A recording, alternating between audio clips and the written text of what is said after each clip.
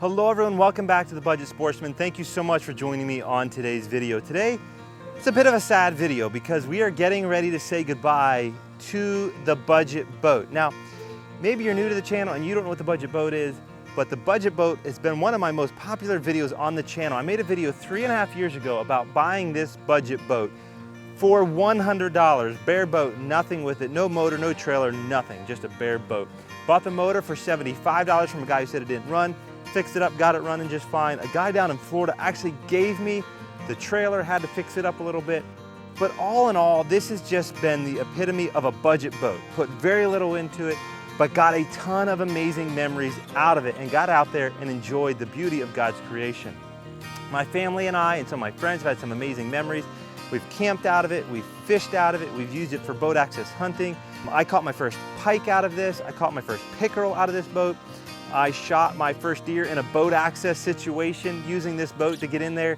And so I've got some amazing, amazing memories. Unfortunately, it is time to say goodbye to the budget boat. Its time has come.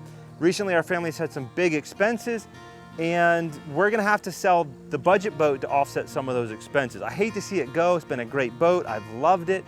Had so many great memories out of it, but we are selling the budget boat to help offset the expenses of budget boat number 2.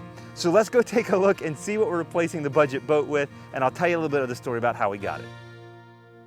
All right, so here we are on my new to me Crestliner Muskie Pro 18, and yes, the 18 does stand for 18 feet long. This boat is 4.5 feet longer than the old budget boat. It's wider and it has a flat floor. All of those things make this boat amazing for bringing my wife and kids out to enjoy God's beautiful creation along with me. Now there's a message that I want to share with you if you're looking for maybe your first boat or an upgrade from what you currently have. And that message is be patient. You see, if you watched my original budget boat video, I mentioned that I wished that I had $1,000 or $1,500 to spend on a boat, but I didn't.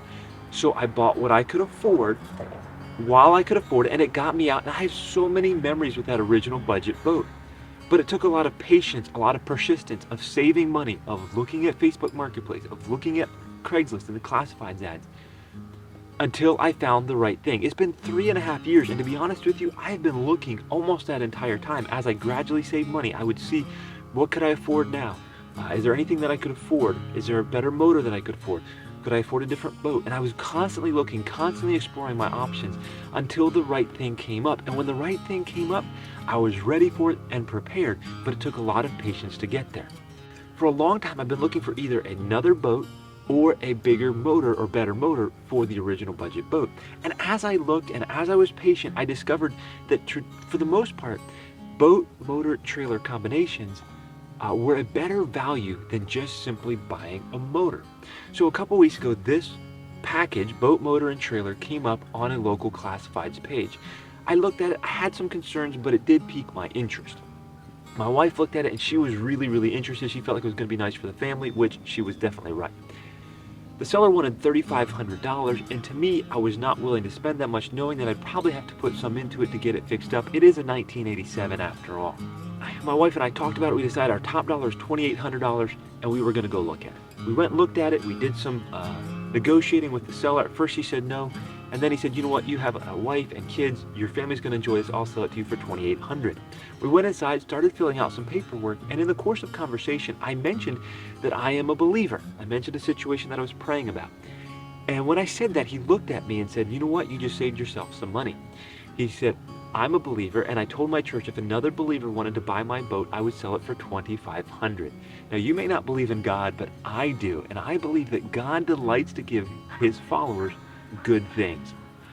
So, I ended up buying this boat, motor, and trailer for $2,500. You may ask, why were you comfortable buying this boat? What made you feel like this was the right boat? And why were you comfortable spending $2,500 on a 1987 boat? Well, here's the thing. This motor is a 2015 Suzuki 4-stroke 20 horsepower.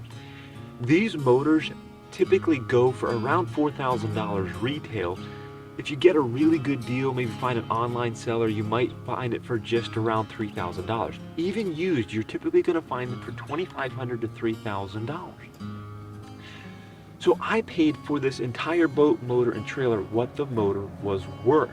all on its own, making me feel like I got a really good value and a really good bargain. Now, the 20 horsepower is a little bit underpowered for an 18-foot boat, but this current lake that I'm on right now is my local lake closest to the house, has a 20 horsepower maximum. So I was content to buy a boat with a 20 horsepower motor.